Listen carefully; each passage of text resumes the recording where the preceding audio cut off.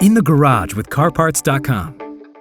We fold our bumper covers so you can unfold savings and take extra precautions to make sure the fit and quality of our bumper covers aren't compromised in the process. Here's how to unfold your bumper cover and get it ready for installation. First, remove your bumper cover from the packaging.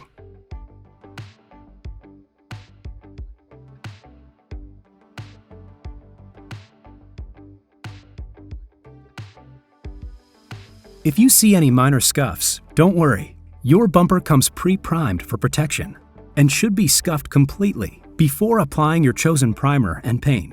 There are two methods to unfolding your bumper cover. Method 1 is for a warm, sunny day, while Method 2 is for when it's not that hot outside. Or you need to unfold your bumper cover indoors. For the first method, place your bumper cover on a cardboard surface outside in the sun. The shape memory plastic is made to be flexible, so don't worry if you see any discoloring or wrinkling, as that is only the surface protective primer. It'll take up to 4 hours for your bumper cover to unfold to install ready shape. For the first 3 hours, leave your bumper sitting out as shown. For the last hour, lay your bumper cover with the front facing down on the floor.